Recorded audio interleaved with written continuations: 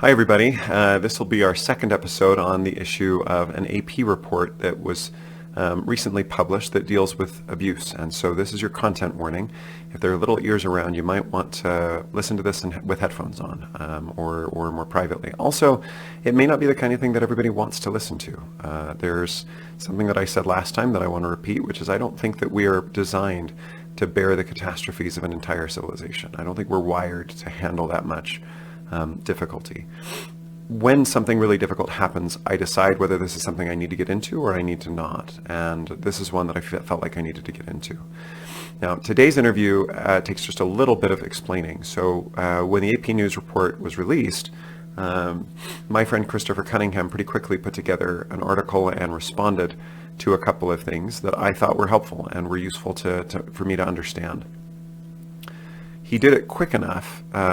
He did it quickly in part because he studied this a few years ago. And so he had written on the issue before, and so confessions and mandatory reporting laws were something that he knew about. And one of the things he was attacking this from, one of the angles he was attacking this from was, as it turns out, there's not a whole lot of evidence that mandatory reporting laws actually make people better off and safer. And the reason is because people don't report as much, people don't confess as much, meaning bad people who have done really horrible things do not confess when they know that there's a 100% chance or a very high likelihood that they are going to be reported. And so if you want to maximize confessions, then obviously you would never report. But if you wanted to maximize convictions, you would also probably have some kind of a middle ground approach where there's something else going on.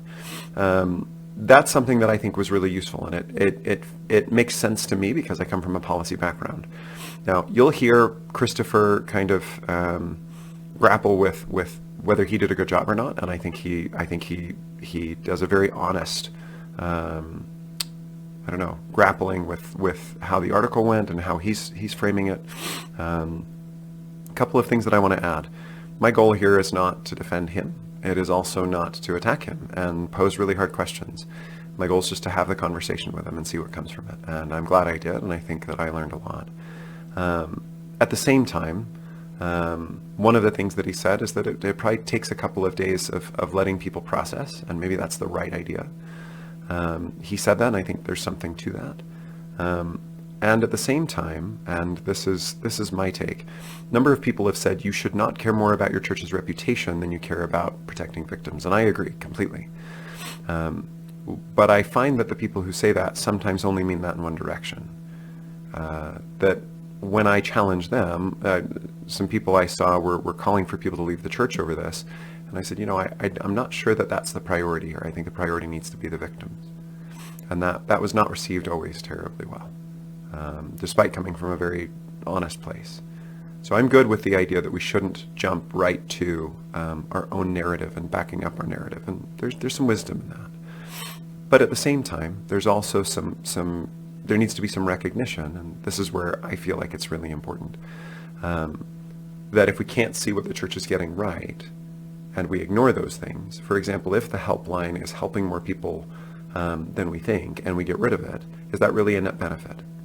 And you'll hear us talk it through in here that way. I want us to be able to find the things that are working, as well as the things that obviously did not.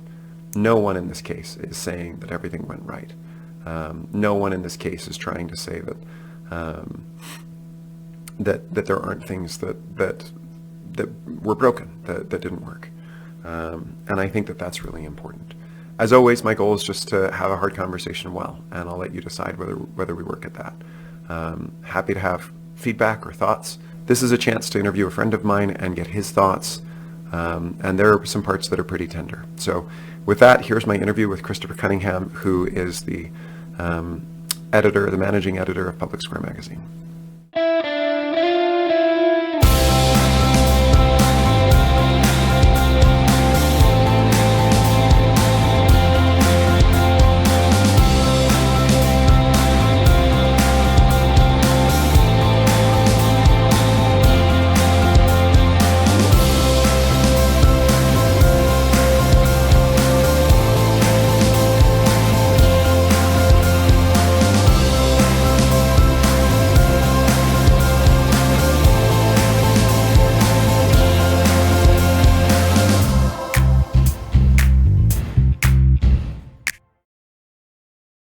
Hi, everybody. Welcome to Radical Civility.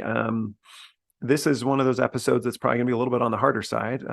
So I have with me my friend Christopher Cunningham, and it's been a hard couple of days. I woke up 2 days ago and read an article that left me quite emotional. I think I'm not the only one who felt that way. And there were a lot of competing feelings in my heart and a lot of things that I felt. And Christopher wrote something that I think has been a point of a fair amount of controversy. You're also a friend of mine, and you're somebody I trust, and you think carefully. And I think, to the extent that I can, I feel like I know your heart. And so I reached out and asked if you wanted to talk and if you'd be willing to go on the record and answer some things. And my goal is neither to give you gotchas and make you feel bad, but neither is it to let you off the hook. It's more to just continue the conversation and to say, where are we and what can we do and how do we move forward? So with that, why don't I let you kick it off and you can kind of talk about where you are on things and then we'll go from there. Well, I appreciate it, Ben. It's a really sad story. We've been studying Job this week for Come Follow Me, and just so much of that book is about the problem of evil, right? Why bad things happen to good people, and so I've been thinking about that this week, and then you read this article, and Thursday night I was in my car. I forget where I was driving back from, and I just stopped at a red light, and I started weeping, because God does allow so much evil in the world.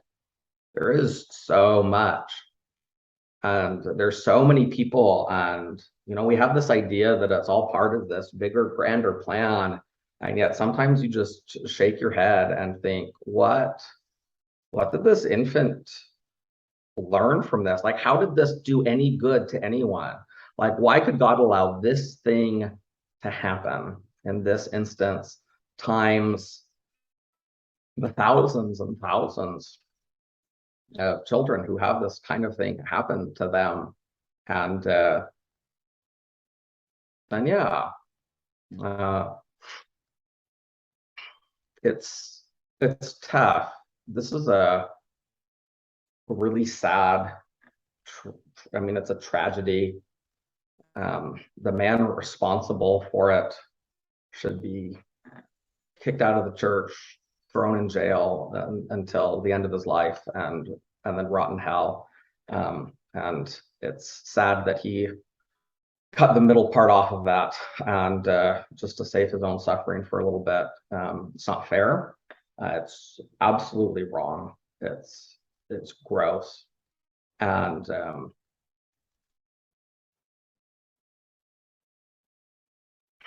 it's, one of the things that as I was thinking about this is that there's only so much, how do I say this? There's some crimes that are so heinous that when somebody commits them, it's not enough for that one person to suffer. It's almost like the guilt overflows, right? Like there's such a negative impact that even if you tortured them every day for the rest of their lives and then you ended their life in a miserable way, you would still feel like that was not enough, that there is still a feeling of injustice. And that's how I feel with this one. Yeah, I agree. I'm so fortunate in so many ways to have so many loving relationships around me. And I think it just gets too easy to forget that these kinds of things are happening.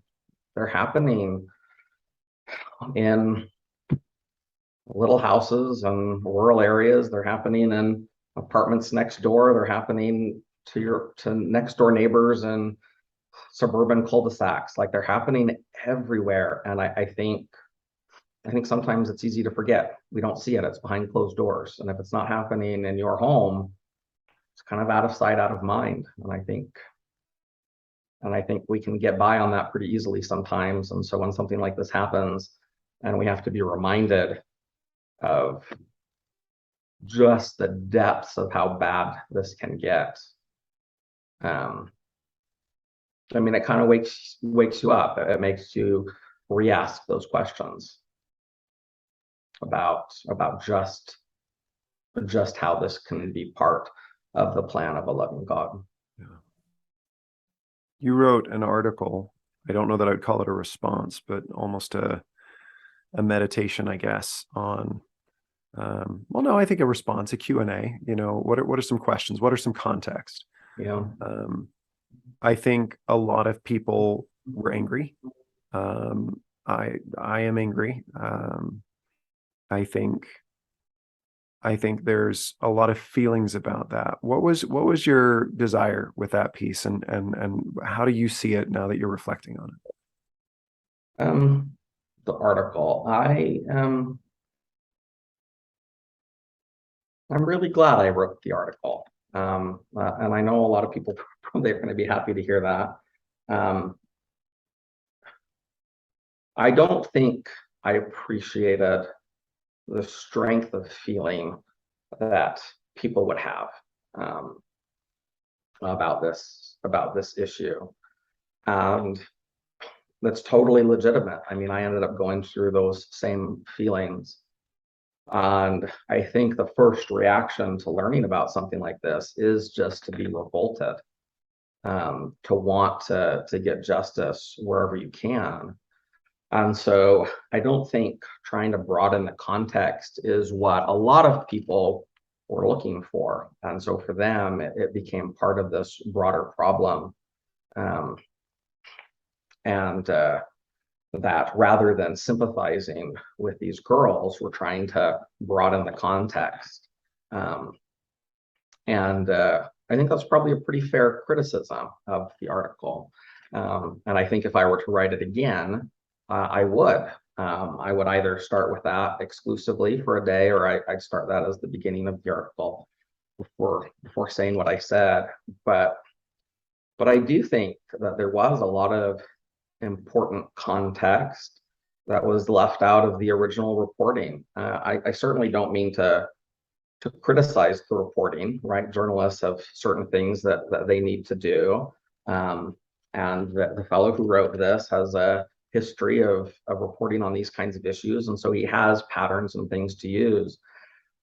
But the response I was seeing from so many people, and what seemed to be the implication of the article, is that what the church should do is have a policy where every single time they know of any child abuse, it gets reported to the police immediately.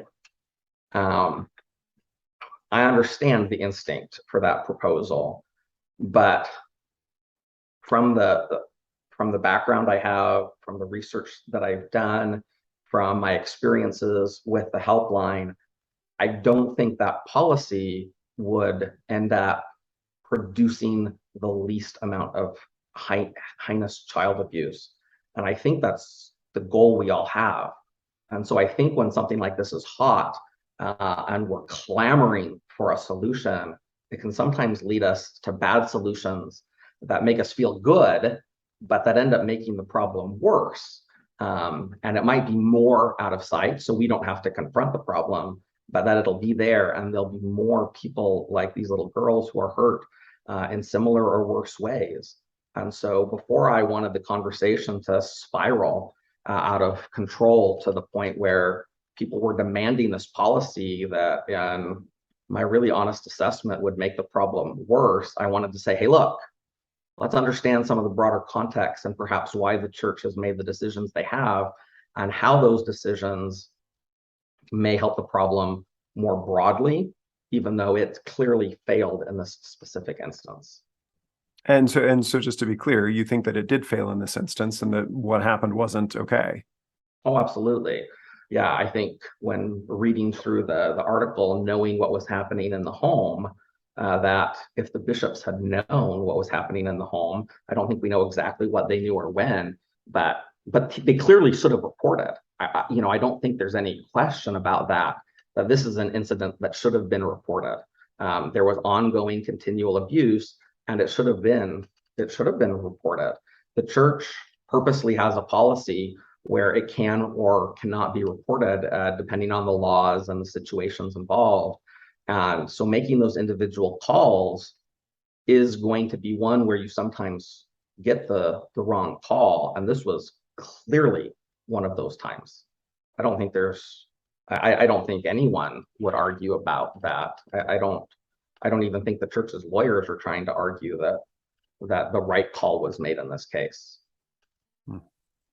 Yeah, when I was an administrator in middle school, one of the things I learned is that it's really, really important as soon as a bad thing has happened to sit down with staff. So if you're suspending a student, or if there's been a fight, or, if a parent comes in and curses you out, you need to sit down with everybody who's involved and do a hot wash. And a hot wash is a military term, from what I understand. We used it in my school, where you sit down and you just talk through what happened and what you can learn so it never happens again. And you learn as much as you can. And one of the most important parts is to say, let's hit pause on the blame. That's not going to help anybody. What are we going to do moving forward to make sure that this doesn't happen again? And there's always people who want to say, well, the blame is on them, or the blame is on so-and-so, and that just messes up the whole conversation. There's nothing useful about that. And that doesn't mean that you don't have to have that conversation. When a teacher's not at their post and somebody gets hurt, that teacher needs to have that conversation and potentially a consequence. But that can't be at the same time that you're having the hot wash. You have to separate those out a little bit. Otherwise, the emotions don't make sense, and it's all just about finger pointing. One of the things that has made me a little bit sad looking at the online conversation is there's always a tendency to either circle the wagons on the one side or on the other side to place blame and say, well, if you were just better people, then you would. I don't think either of those are particularly helpful. I know of no one in the church who thinks that this was a good outcome. I know of no one who is defending this, right? And yet that's a very easy, cheap thing to say on Twitter, right? Well, you're defending that. No, nobody is defending this. Nobody is okay with this happening. The other piece that you're describing is something I'm familiar with, because I think about policy a lot. And that is, when I talk to people about a minimum wage, they say, well, we need one because it helps people. And I said, yes, it also hurts people. And if you haven't realized that most policies are trade-offs, then you shouldn't be making policy, right? Well, what do you mean it hurts people? Well, the money isn't magic. It has to come from somewhere, and it often comes from hours, or it comes from profits, or it comes from future development of the company. I think that you raised a really interesting point that I had not thought about before, which is, if you make it a mandatory reporting law, universal, that there's a good chance that a lot of abusers simply stop coming forward. And it doesn't implicate the church. It actually protects the church more legally, because there's no gray area, right? If you hear about it, you report it, you move on, and now it's on the public agency. But the issue in this case is, if you switch that, if you make everybody a mandatory reporter, you will report 100% of the cases, but fewer people will come forward, and you might end up saving fewer people. To attach some numbers to it, in the current system, let's say 500 people come forward, 400 of them are convicted and go to prison, and 100 are not, because the bishop makes that call. Now we switch to a system in which it's up to the bishop to decide, and only 100 people come forward, but every single one of them, the bishop doesn't decide. They have to call it in every time. And so then only 100 people confess every year. And all of them go to prison, but you're still net down by 300 people.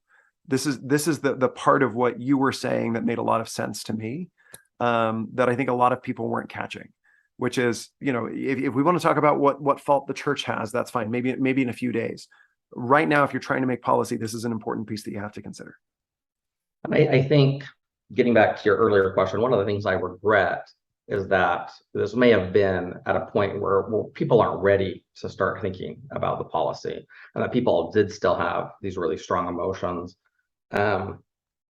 Before I kind of get back to what you were saying, you mentioned something about blame. And I think something to notice about what's happening here is that it's litigation, right? Someone is suing the church. And so we may not want it to be about blame in the larger conversation, but the source of this conversation is very much about blame. I think we all agree that most of the blame falls on the father who did this for years and the mother who enabled it. How much of the blame should go to the church, right? What role did they play? And how can the church then help make these girls as whole as possible? And so a lot of the conversation does go immediately there because of the context of what's happening. And so I do think that jumping from this individual case to the larger policy to the individual case can sometimes get us to a point where we're finger pointing, like you're saying, more than maybe helpful. Well, and I think as a rule of thumb, I get that people right now are pretty wary of their institutions, right? Whether it's a church, whether it's schools, like that's just where we are as a society, and I don't think that's all bad, by the way. But one of the things that, and this is just kind of how I think that if your anger at an institution is greater than your anger at the person who did this, that's something that you should probably check, right? I think that, and that's not to say that the church, if there's policy we can change, I'm open to that discussion. But I think at the end of the day, the evil was perpetrated by a man who committed suicide. And it's very easy to try to transfer that, right? And to say, well, other people are guilty of. No. Hold on. That's a very strong word, right? If we screwed up, we screwed up, and I'm not trying to minimize that, but that's, you've been called some things on Twitter. I saw that, and I'm sure that's been, I bring that up not to make you into a martyr either, right? The focus here should be on the girls and what they went through. Sure. I mean, I write publicly, and I not infrequently will write unpopular ideas. Having people who mock me or insult me or threaten me is certainly kind of part of what you would expect. And what you hope is that there's at least some people who are also engaging with the idea. And I hope this article still produces that, as we're kind of saying, okay, what can happen next? I hope some of the ideas that we started with are helpful. Or sorry, I said we're starting with some of the ideas that I had presented in the article. I hope they are helpful as we're moving into that conversation. I think what we are seeing right now is a really like classic ethical debate.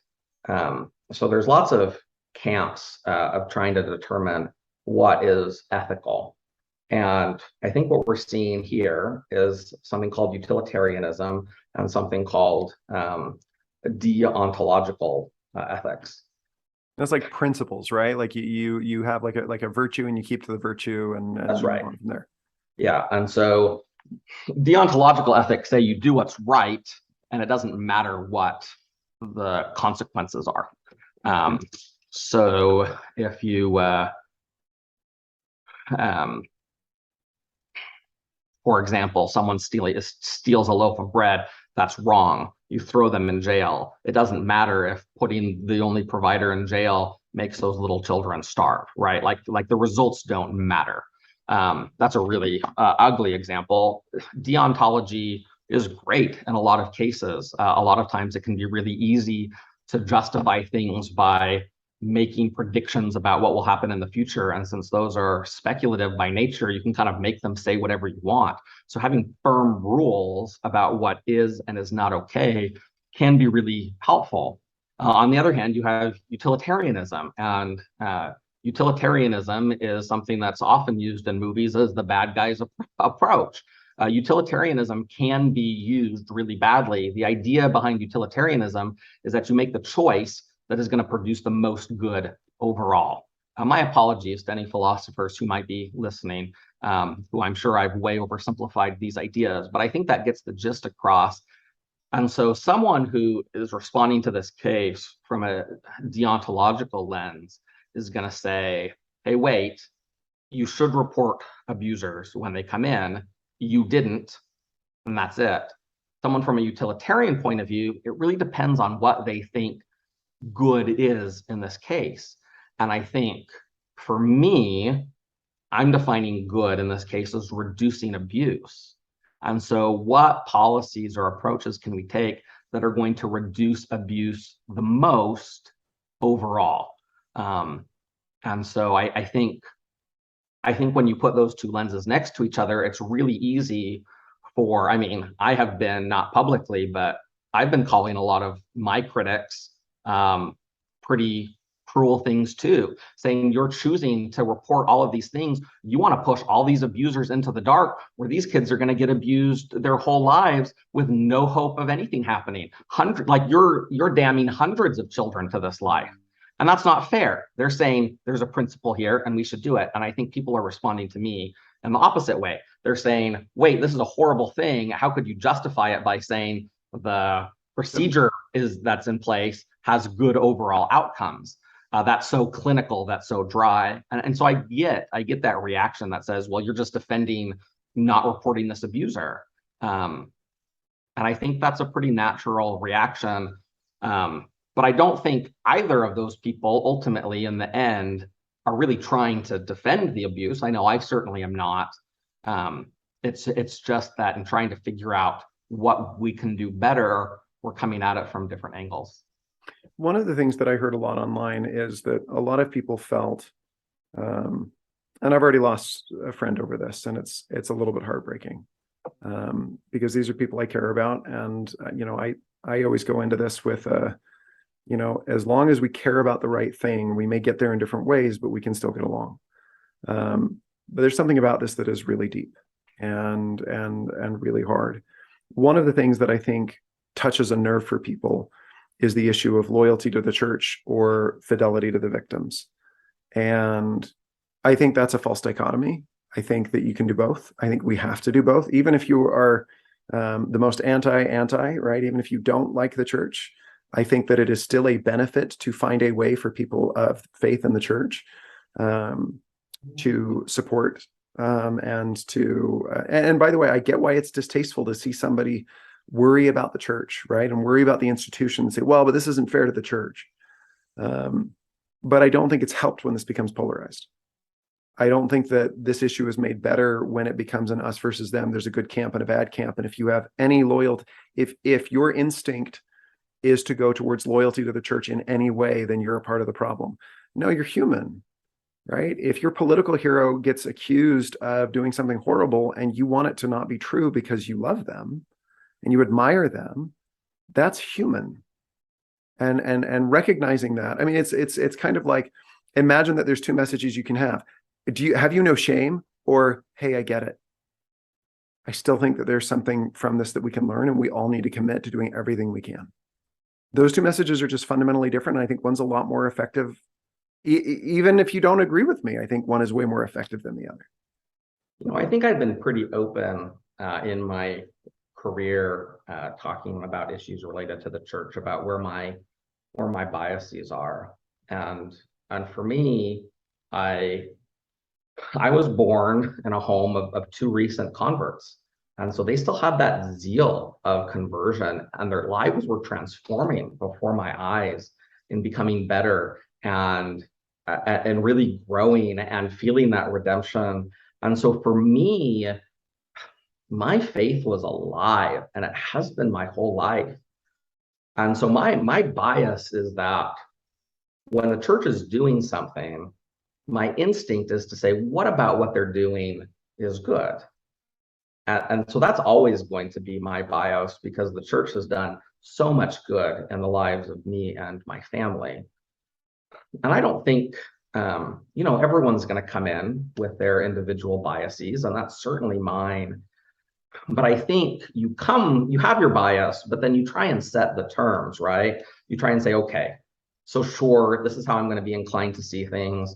So maybe I'll see things that people with a different bias won't. But what is our goal, right? And so I think, like, for what you're saying is, like, there's sort of this instinct to protect the church, right? And I don't know that my instinct is to protect the church as opposed to my instinct is to see the good in the church. So that's my instinct. But then you say, okay, but how do we solve this problem, and what is the problem? And I think if you say the problem is people are attacking the church, well, I think that's a problem. That's not what the problem is. The problem is these two little girls got raped for years and their abuser wasn't turned in. That's the problem. The problem is that happens thousands of times, both inside and outside our church, every church, and no church. That's the problem, and we need to figure out how to address that problem. And when we're talking about the church, we're saying, how do we reduce this within the church? And so I think you can address that question from my bias, and I certainly don't think my bias reduces the accuracy of the research that I've done, but it's certainly fair for someone to have a different bias and come to different conclusions. And I think that's where this wrestle then comes in the public square, where we're trying to figure out what to do. No, I think that's a good way to say it. I mean, there are kind of two ways of looking at discussion. One is that I need to win, and one is I need to be made better. I need to bounce ideas around and actually improve, and that's kind of my shtick, right? Like the whole point of the discussion is so that I can learn. And I think that's really valuable. You mentioned, by the way, that more people could be made worse off under the second policy. Is it the case? I've been looking up the research. Now, this is a research literature that I don't know very well, so I'm still looking at this. I found one paper where the results are basically the same between states. It doesn't really matter that whether you have mandated reporting or you don't. There's basically no correlation. And I may have misread that because I read it really quick, and then the rest of the day I was out with my kids. But what is your impression of what the research says on this? And if you can point me anywhere, I'd love to read up on it more. Yeah, so that's exactly what the research seems to say, is that these laws don't work. They don't reduce abuse. They don't increase abusers who are getting penalized by the system. And what they found, and I don't know the studies offhand, but I have them in my notes, and I'll send them to you if you want to include them in the notes for the podcast.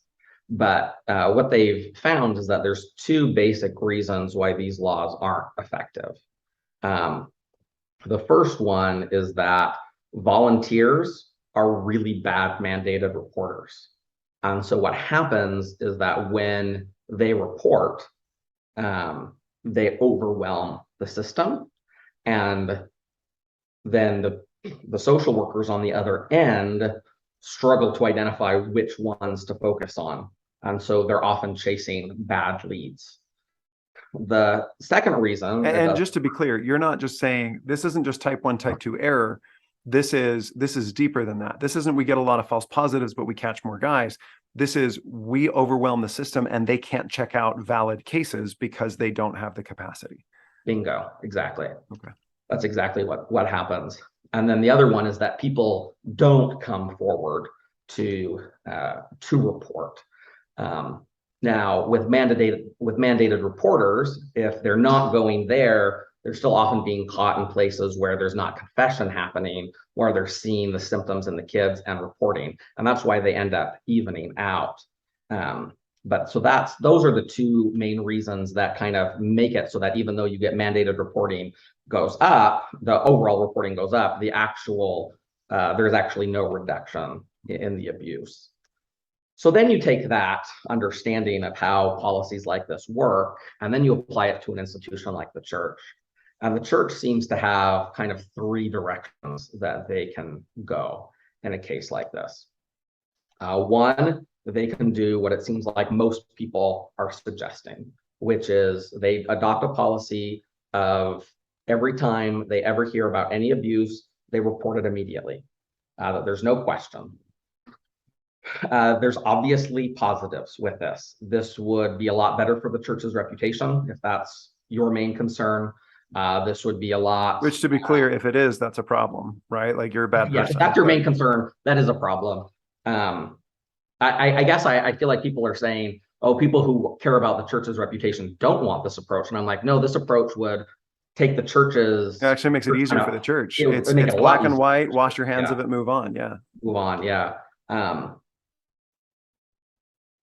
It also overwhelms the system because the church is run by volunteers, and these volunteer bishops who are whatever, dentists or laying down road is what mine is. They don't really have the tool sets to determine what should warrant a call of abuse. And there's lots of factors. And I think people say any sign you should call and then they can check it out. But what we see is that if the church adopted that policy, they would be part of the problem in in overwhelming these systems. Well, and one way that I kind of think about this is, okay, so should bishops be mandated reporters? Yes. Okay, yes. Should bishoprics be mandated reporters? Yes. Okay. How about young men and young women presidencies? And each time that you expand that circle, there are more false positives. There are more people getting called in. I think the actual benefit would be that more people are on the lookout, which I think would be a good thing. But there's again, the overwhelming the system thing is not a minor issue, right? Again, it's not just more false positives. This isn't more COVID tests that come back positive when you're actually fine. Yeah. There's a cost imposed, and it's missing the real cases. And then, of course, I think the one that most people identify that is the harm of this process is that the real abusers go underground. And I think in this case, looking at the personalities of these people and how much they had isolated themselves already, I think people say if the church had had this policy, these girls would have been saved. I don't know if they would have been.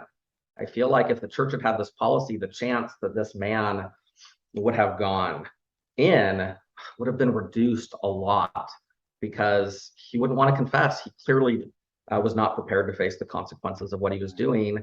And then where are we at, right? Are the girls still being abused in that home? Have they now endured 5 more years of this? If that was the church's policy, obviously there's no way to know the answer. But I think as we're balancing these things, we have to understand that there's a real cost to that approach. That approach does not only create good, and it does create some good. I mean, let's not get that wrong. If we had had this policy and that guy came in and confessed, those girls would have been saved 7 years earlier.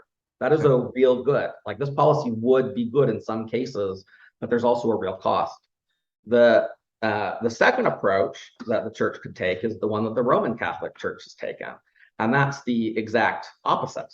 We will not say what happens in confession, no matter what. This approach obviously would increase the ability to confess, which of course is a sacrament for Catholics. So preserving the ability to do that is of utmost importance to them, and we don't have the same need as they do. It's not at a sacramental level, but I think a case could easily be made of the importance of confession to repentance in our faith. With this policy, the church would not even be in this position. This lawsuit would be dead in the water. All these depositions from the bishops learning about what was said to the hotline, etc., none of those would have ever come out, because the church would have just claimed religious privilege and it would have been done. And that's the downside of this. And I don't think sometimes people appreciate that. This would also be an approach that would be good for the church in a lot of ways, but then you're getting 0 people turned in. Right. And that's ultimately the real problem with this approach is, yeah, that might be good for the institution, just like the first one, but it's not helping the problem. Right.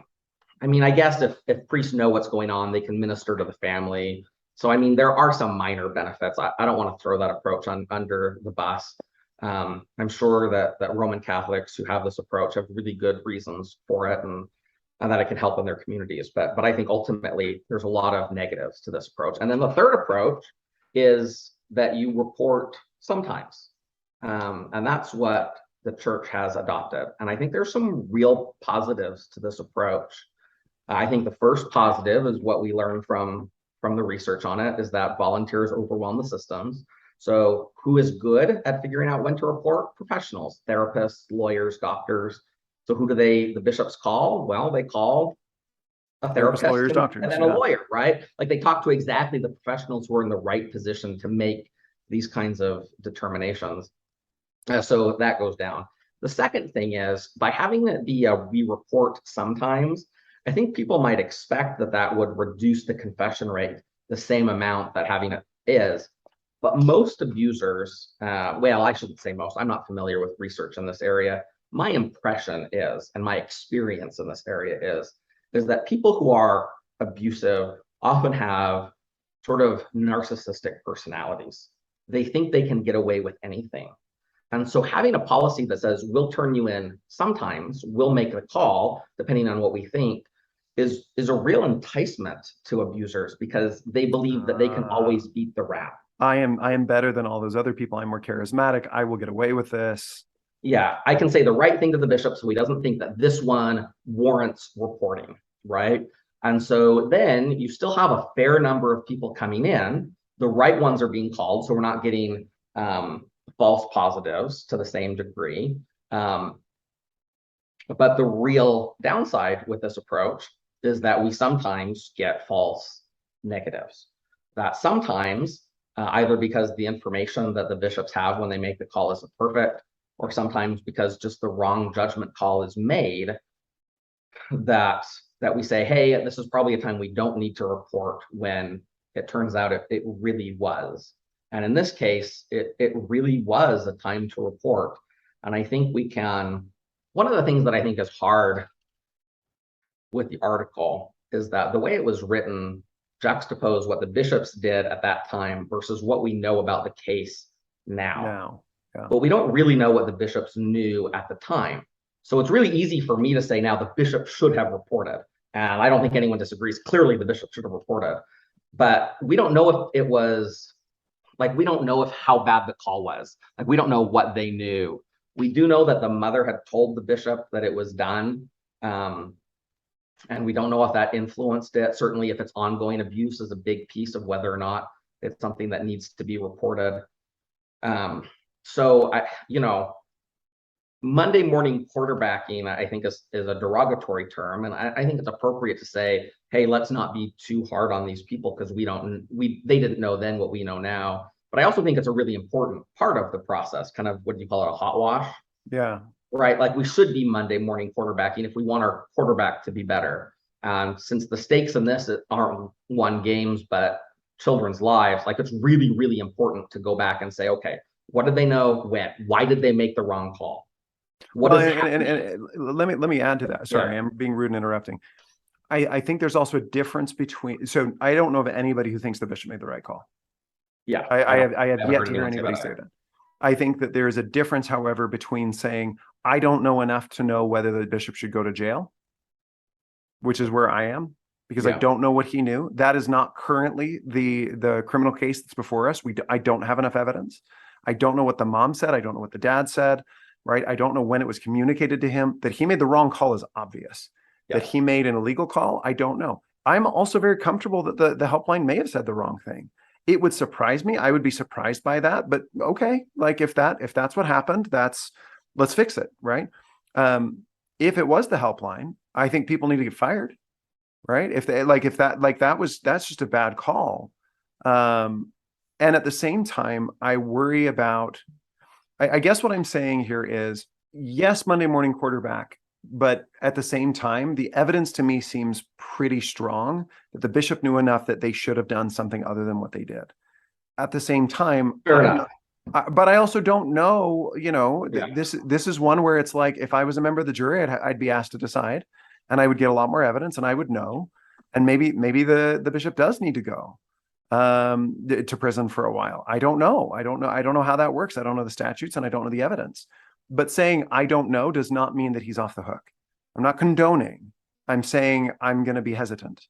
And this is one that's really hard for people. Like, it sounds so callous. But that's because of my background in doing investigations for suspensions, right?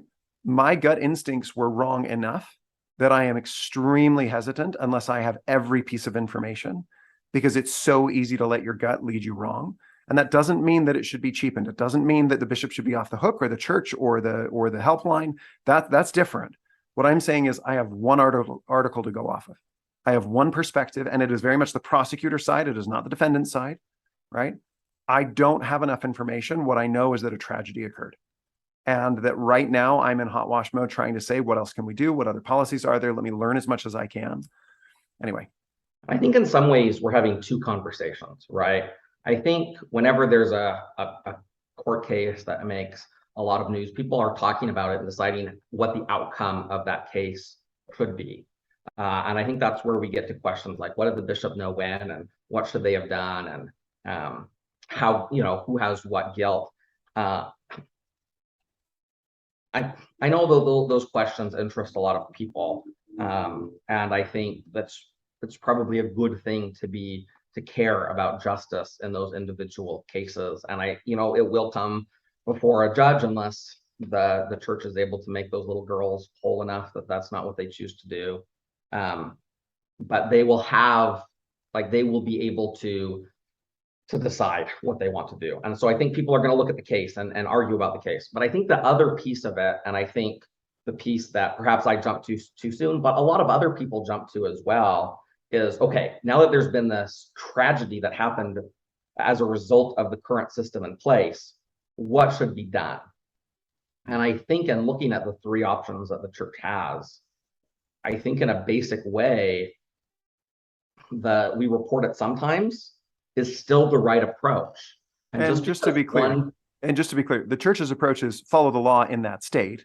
So Yes. if it's mandated to report her every time, then that's what they're told to do. As far as I know, that has not shifted. So I'm not, I don't think that you're saying that if the law in Texas says that you report all the time, that the church will say, well, no, we'll just do it some of the time. That's not what you're. There's no states in the U.S. like that. In fact, this was one of the earliest religious freedom cases in the United States. Was a Catholic priest was brought in and was put in jail because he would not say what was said in confession.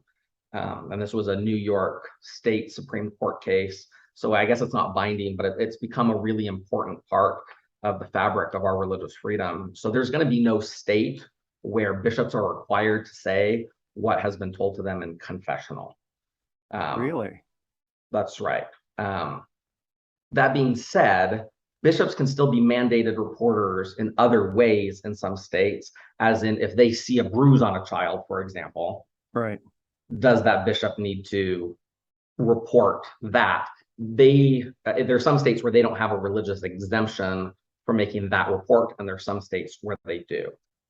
Got it. So what is told to them in confession, there is no state where they are required to say that.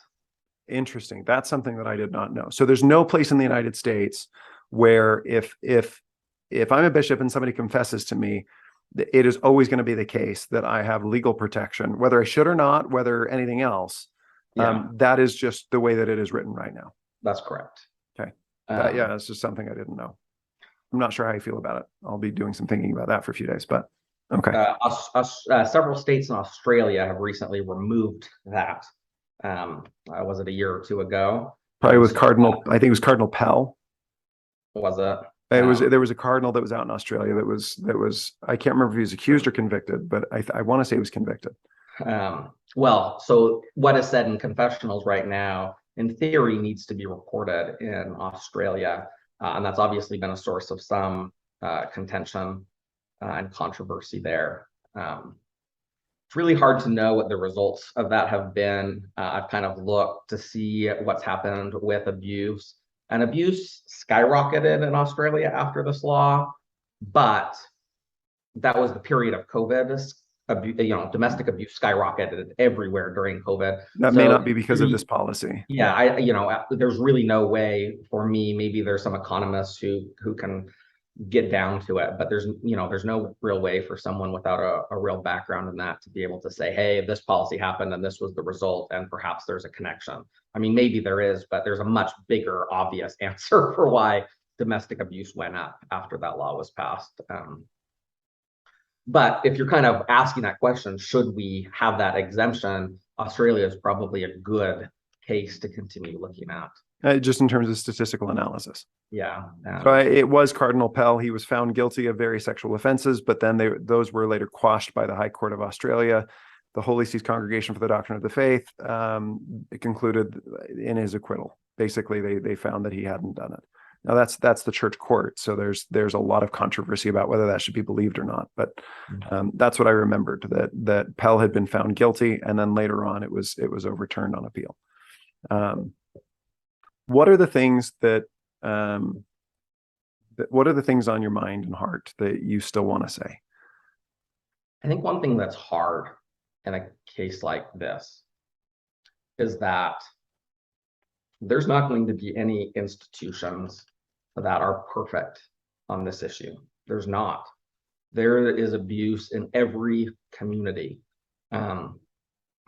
In fact, while we're kind of under the impression that it happens more in religious institutions, I'm not familiar with any research that looks at that in the US, but A German one was done recently that showed that abuse was much higher in secular institutions compared to Protestant and Roman Catholic institutions there. I don't know that the numbers matter. It's a tragedy everywhere, but it also happens everywhere. And right now, the church has this tragedy that has happened within it. And so people want to look at the church as having failed on this. And they did. They did fail on this in this instance. And are there things that can be done to improve it? Probably. I think we probably do need to look at what happened, why it was not an absolutely report in this case from the helpline. What are the criteria that they're using? How do we improve that criteria? But I think they're focusing on one case. What we miss is that overall, the church is extraordinary in terms of abuse. So in terms of clerical abuse, there was a leak. The Truth and Transparency Foundation was a group that got leaks of church documents. They eventually went to other faiths as well, and then would leak them out. And one of the documents that they got was of the reports of abuse that occurred, that a church leader or a missionary, so someone that the church would have been liable for them having abused someone. And they had all the reports that happened during this month of October. And if you take the rates that we know of among the general population that sexual assault and child abuse happen, we see that the numbers that you would expect to see, given the numbers of bishops and stake presidents and missionaries that we have, are so much lower. I mean, they are 1/66th of what you would expect to see if leaders in the church were abusing people at the same rate as men in the same ages. And so to say what policies need to be changed, we need to make sure that we aren't changing part of the ecosystem in the church that is leading to these extraordinary results. The church is an extraordinarily safe place in terms of child abuse and sexual assault. You are much safer in the church than in so many comparable institutions. So do we want to avoid, do we want to prevent every single case? We do, and we should keep working to improve. And I think, like you say, I think this is an opportunity for the church to get even better if they can look and say, hey, something did go wrong here. Where can we improve? But the last thing that I would want to see happen is an overreaction that says, oh, the church is terrible on this issue. We have to wipe away what they've done. Like, why doesn't the church do it like the rest of the world? Well, you don't want the church to do it like the rest of the world because the church is already doing it so much better. That doesn't mean they do it perfect. That doesn't mean that this wasn't a tragedy. It was. This was wrong. What happened here was wrong. But the larger institutional procedures that they have put in place have made it so that abuse happens a lot less in the church. Now, all of those numbers are based on whether or not those leaks can be believed. Obviously, the church does not release those kind of numbers, and it's only based on 1 month. The church never confirmed that data. But the Truth and Transparency Foundation has had a good record of releasing authentic documents. And so if this is true, then the church is doing really, really well. And that's not numbers that the church released. No, the church should not release that at all. They're not going to release all of the cases that they've been involved in. But I would certainly encourage people to go out and look at it if they're curious about it, because what you see in these cases is largely the church trying to make victims whole. They're trying to reach out. They're trying to make sure that they're paying for the counseling that they need, that they're getting some compensation for what was done wrong to them. And they're trying to repair the hurt that the church is responsible for because someone who represented them did something awful. And so I think I think the church comes out really well in those leaked documents. It certainly doesn't come out perfectly.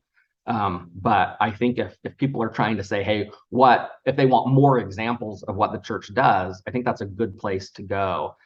They can look at that and kind of see more examples of the church's approach on these kinds of issues. So I guess that's my hesitancy, and that's why I wanted to write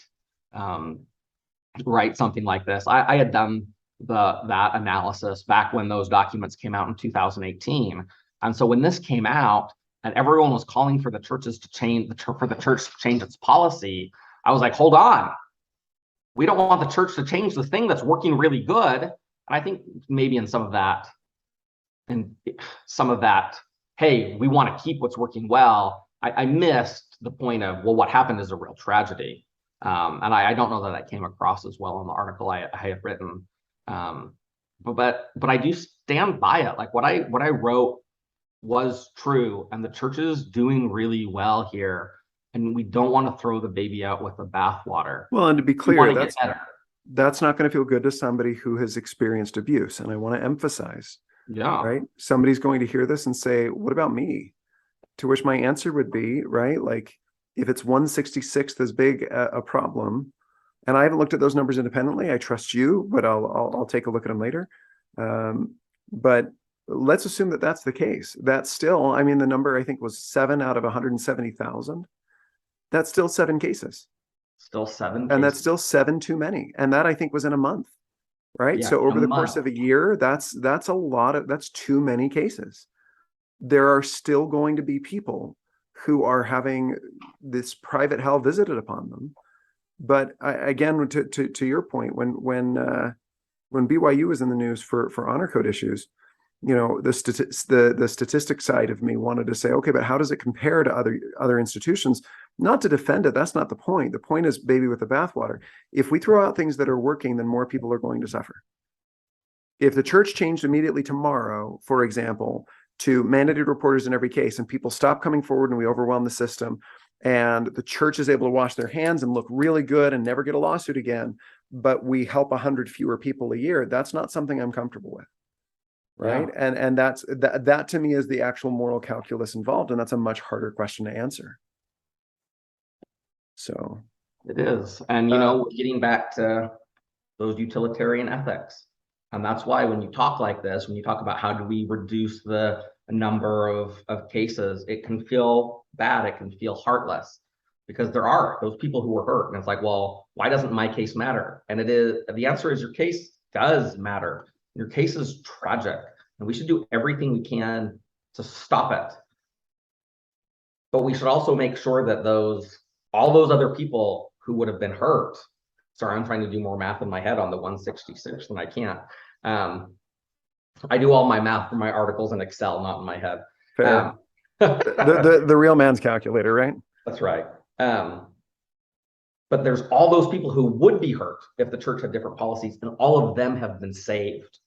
All of those lives are cleaner. Think of all of the infants who haven't been raped because the church has this policy, because what the church is doing works. It's like when I said that, it's like I'm thinking of my 3-year-old daughter, right?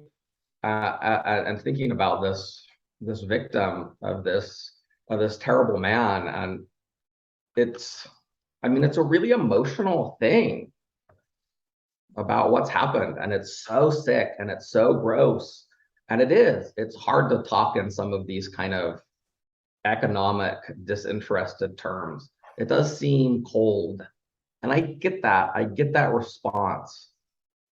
But I think Clayton Christensen, since we're talking economics,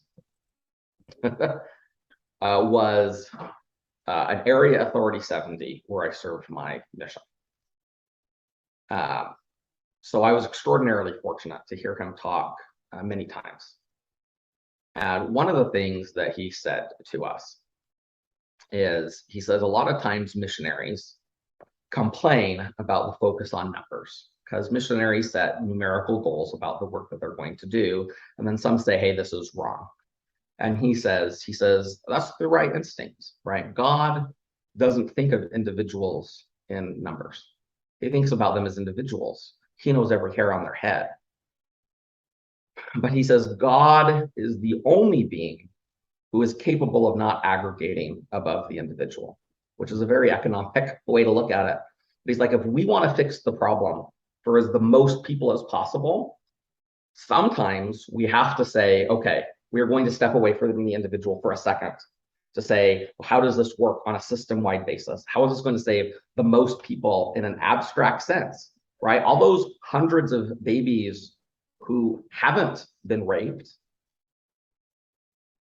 we never know about them. There's no face to them. They're theoretical. And so it can be so much easier to never want to talk about them because we're so hurt by the real. And that's good.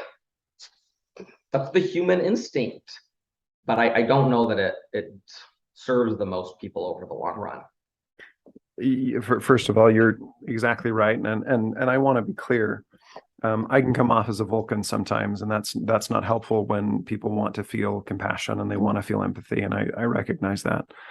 I will say that I think I got into economics because I realized that it was policy. The language of policy is economics, right? That's where you learn how to make policy that works and how to think through policies. And I don't have a PhD in policy. I just want to emphasize, right? I have a little bit of training. It makes me think sharper and very different. I'm not very popular at dinner parties because I think very, very differently, I think, than most people. But the concept that I was thinking of is there's the old I don't know, maxim, the old idea that you go over to the lake and you put the bucket in and you take a bucket of water, you walk around to the other side where the cameras are waiting and the journalists, and you say, look at me, I am making the water level of the lake rise. And then you pour the bucket of water in dramatically, right? And as it turns out, I think that there's that issue of, are you actually doing some good? And by the way, if the answer on that, nothing would make me happier than to find out that mandated reporting across the board fixes problems, because then it's a slam dunk on policy level. And I would have no problem saying, yeah, let's go for it. Great. Awesome. Let's do it. I'm just not convinced. Yeah, I don't think there's a reason to say, like, I don't think anyone is trying to say the way the church has done it is right because the church has done it that way. Right. So we have to defend that. I think what I'm saying is that the best research I've done has shown that what the church is doing is probably the best approach right now, with the caveat that there can certainly be improvements to that. But like you're saying, if more research is done in this area, and that's clearly not the best case, then obviously I would hope that they would adopt a different policy to reflect the best knowledge we have on how to reduce this as much as we can, because that's what we all want. Well, and I want to go back to something that we talked about earlier. If you are, whether you're a member of the church, whether you're struggling with this, whether you're an angry, ex-member of the church, whatever you are, assuming that the people who are different from you on this are bad and evil and wrong isn't just wrong. It isn't just flagrantly stupid, though it is. It's also going to be damaging in the long run. And it is fundamentally selfish. If your goal is the church did nothing wrong, I have a narrative, I have to support it, that's a problem. You're more worried about feeling safe than you are about actually helping people. And the same thing goes of people who want to beat the drum more of this is why you should leave the church, than of those people who are saying, if you're driving a narrative more than you are trying to think through how can we help these people, that to me is a problem. And I think that's where my impatience came up, is like, I get that there's a tendency to circle the wagons. I've actually been quite pleased that most of the people who normally do have kept their mouth shut, because they can cause more problems than they solve. And I'm talking specifically about a couple of groups that I'm quite pleased I have not seen a lot from lately. They're the worst, and they say really idiotic, stupid things, and it's very much like gut level, I just defend just to defend, and that doesn't help here. At the same time, when you are angry and you're frustrated at the injustice of the world, I think that's the exact time to realize that. So I don't know anybody who isn't. Everybody wants this to be fixed. Everybody wants this to be addressed. And getting back to your point, I don't want to leave this on a fatalist note. I'm not saying that there aren't things we can do. I believe in policy. I think that there are things that we can attempt, and we should do every one of them. I do not yet know of a system that has cured homicide. I do not know of a city in the world that has ended domestic abuse, right? The frank reality is that this is hard, and everybody wants to fix this stuff. But neither am I going to, I don't know, neither am I going to be shamed into keeping quiet, because somehow, like, that to me seems just as selfish, right? To protect my reputation in order to look good for other people, when I'm like, guys, I think you're making the wrong call policy wise, right? I'm going to speak up, and if I'm unpopular, then fine, so be it. But I feel like I have an obligation to do the best that I can in the situation that I find myself in. I think that's probably the invitation to the people who are crying that the church had the wrong policy and they need to change it to an always report policy, is if that's really what you think should happen, then show us why you think that that's going to work. Show us why you think that's going to hurt less people, because I'm not convinced that's what the evidence says. And I think right now the conversation is still at the level where it's just the anger, right? It's just the saying, we need to do this because this was a bad thing, and this would have prevented it in this one case. Well, but like, making good. policy off of one case is how we got the war in Iraq, right? Like, and I'm kidding, but I'm also not kidding, right? Yeah. Like, it's a problem, and you have to, anyway. Again, Yeah, that doesn't mean that it's not a tragedy. I'm not trying to soft pedal 9/11, or in this case, and I'm not being flippant either. People died in 9/11, right? But like, you can react in ways that, again, to your point. So Jennifer Roach and I were talking earlier today, and she said she said a couple of things. There are a lot of things the church could do if it was only worried about protecting itself. Oh, there's a bunch of different ways that would be really easy. They could structure things differently. They could have each stake be incorporated. They could, so that it's limited in the amount of damages that it can do. And so it doesn't become, well, the church has a problem. It becomes, well, that stake has a problem. Another one that it could do is what you're talking about, where it just becomes the black box, and we don't know, and we don't say, and so you just got to deal with it. I think honestly that the mandated reporter thing also makes it easier for the church, because they can say, nope, we mandate reporting every time, and we do it every time, and that's just how it is. But it's the seen versus the unseen. It's the bucket at the back of the lake versus the bucket at the front of the lake.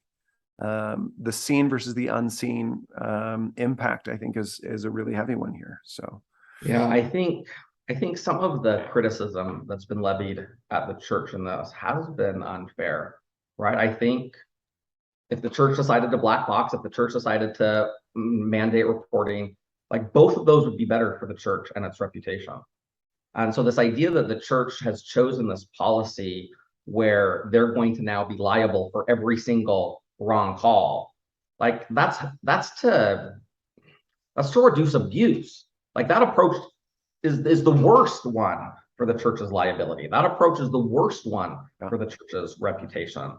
Like, this idea that this middle approach that then puts them on the line in every single case is somehow calculated to help the church.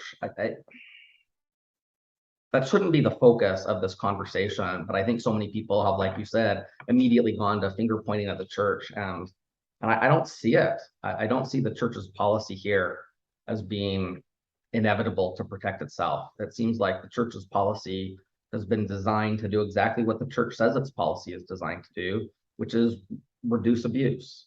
Well, and it gets to this very weird place where you have to believe simultaneously that the senior leaders of the church are these good, kind men who are just, nicest people in the world, but also they're horrible, evil conspiracists who just really who all they care about is, like, it defies reason in my mind. And I think it's very odd.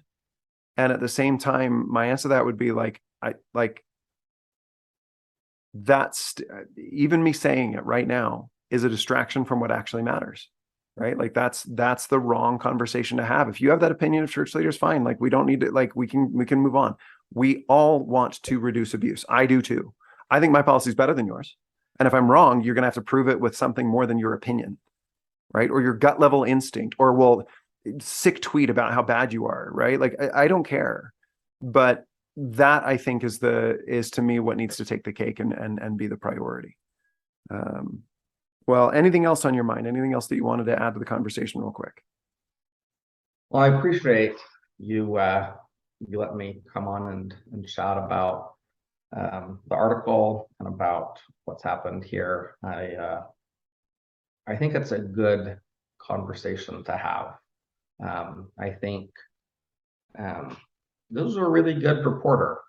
Certainly, he has his blind spots like all reporters do, but he's certainly shined light on one of the failures of the church's system. And since I think we all want to reduce every single failure we can, I think this is a real opportunity. I think this is a good conversation to be having. I just hope that in the zeal to punish or reactionary to one case, we don't make it worse, that we don't actually take something that's working a lot better than most other systems are and end up making it worse because we feel the need to do something.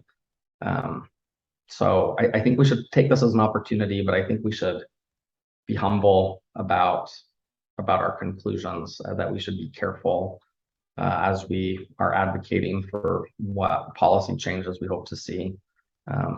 But I think that's kind of where I feel this conversation is. And I guess maybe why I'm a little saddened by the response to the article, because I just worry that fear puts us on a worse path. And that makes me sad thinking about all those children who could be hurt, but wouldn't be. Well, I'll just end on the note that I said earlier, which is I would love to be proven wrong. If I'm wrong on the policy, that's an easy fix, because then it's a slam dunk.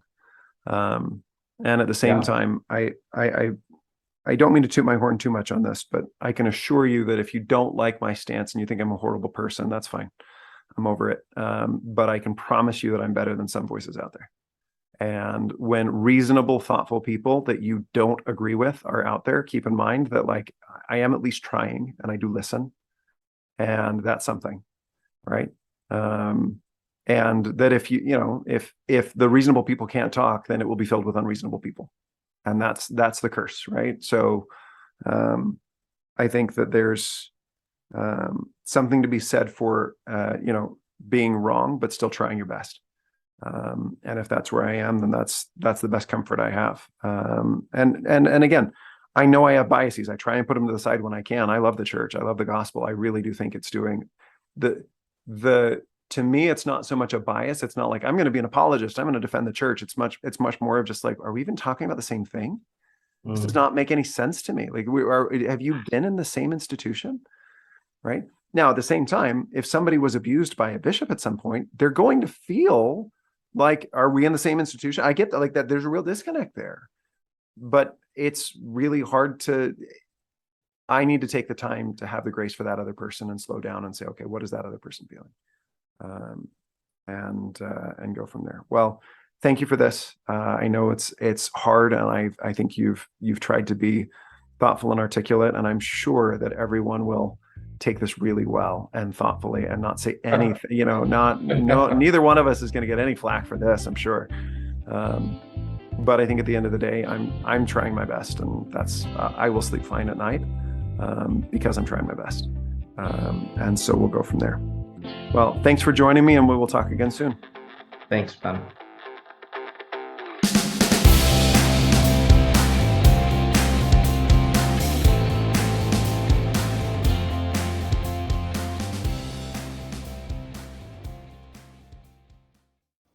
It's good to be informed, but there's a problem.